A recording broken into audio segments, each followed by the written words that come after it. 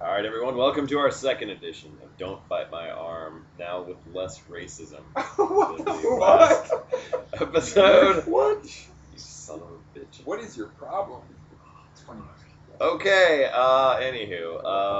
we're just going to ignore that happened and talk about Manhattan I love Baby. everyone.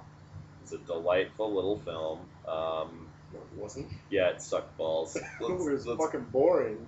It did suck balls a little bit. Yeah. Little, well, I guess. Little medium size. Little tiny 12-year-old boy testicles. This movie sucked. Oh, so we can be racist, but you can be like that. You can be a pedophile, and that's fine. Being a pedo is okay, but come on, guys. No, but okay. Manhattan Baby. It's Manhattan Baby, not Manhattan Grown Man. Had nothing to do with New York. Okay, so Whatever. synopsis. Synopsis. Anything Manhattan I can Baby. tell you about this movie. Family is in Egypt, checking out some old Egyptian pyramids. They stumble upon a secret room. Dun, dun, dun. The guide falls on a giant bed of spikes and is impaled. Which was cool. Pretty rad. Then the father of the family gets shot in the face with some lasers. Straight out of Masters of the Universe. Has like a pretty sweet 30-second scream before getting shot.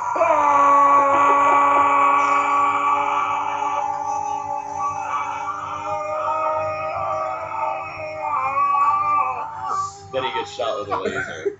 I mean, he's staring at the laser. I'm like, could you have moved? Done The something? they look realistic. Very realistic.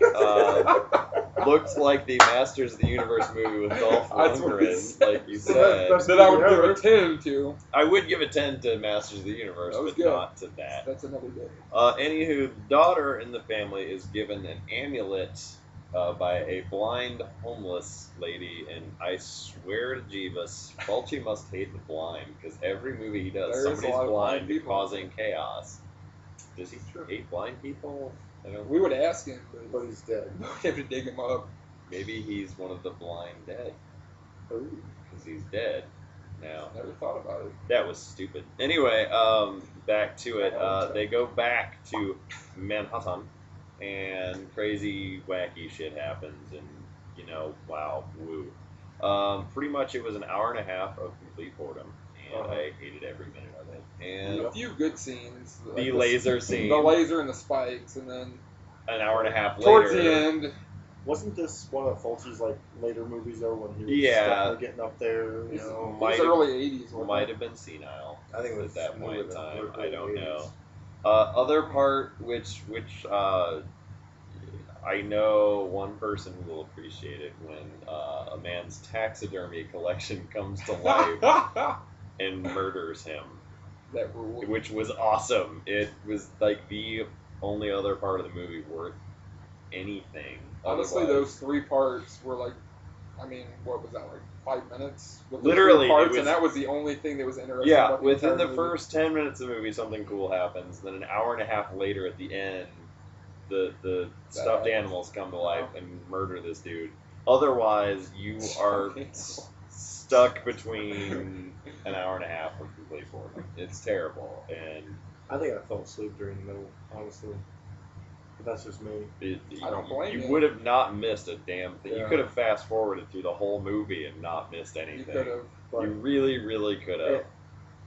We're beating a dead horse, Yeah. which I mean, we're beating, and it might stuff not a- itself and then come not back a- to life and kill us. Not a highlight in Fulci's career. No. we all know what Fulci was trying to do with this movie. Like we talked Rip about off The earlier. Exorcist. Rip off The Exorcist, which Apparently didn't did not happen. have the chops to Yeah. pull that one off. So Yeah. So really, the whole point of tonight was to kind of pick out Fulci movies that are lesser known, with the exception of City of the Living Dead, just because I got the Blu-ray and I kind of want to watch it, so we're watching it. But Don't Torture a Duckling, Manhattan Baby, City of the Living Dead. So yeah, I guess we can roll on to the Scepters. Golden Scepters. Yeah. One of I'll the, start at 3. Like, those 3 scenes were the only, and I think it's a scepter for each of those kills. Pretty much. I mean, the rest of the movie's just I would never want to watch that movie again. Except For those scenes, maybe. The Possessor will agree with you. I could really live without ever seeing that movie again. I'll give it a 3, 1 for each of those kills. Otherwise, there was nothing good about that movie. Nothing. Not a damn thing. James the Dead's going to agree with both of you, and I'm going to give it a 3 for those 3 scenes and say that even though I'm the completist, that is one Fulci movie I am not buying because it'll never get watched. Ever. Ever. I would rather watch some shitty Argento than sit do that again. Yeah, and God knows there is some shitty Argento out there nowadays. Not back in the day, but nowadays. Do you like Hitchcock? Oh. It should be called Do You Like a Nap? Have you seen the Card Player? I haven't checked that out. That's really haven't terrible. rocked that one yet. But this is not an Argento night. So that piece of shit Suspiria. That movie. It was terrible. Just kidding. We all like Suspiria. We all know his best work is that Phantom of the Opera remake. That's true. With Julian Sands? Yeah, Julian Sands. Why is that guy coming to horror? Warwick Davis was in that too, wasn't he? Oh, yeah. Gary Coleman. All right, we've gone way out of line here. Up next, City of the Living Dead, The Gates of Hell, whatever you want to call it, the Blu-ray review. Fancy schmancy. We'll see you guys in a little bit. Stay tuned.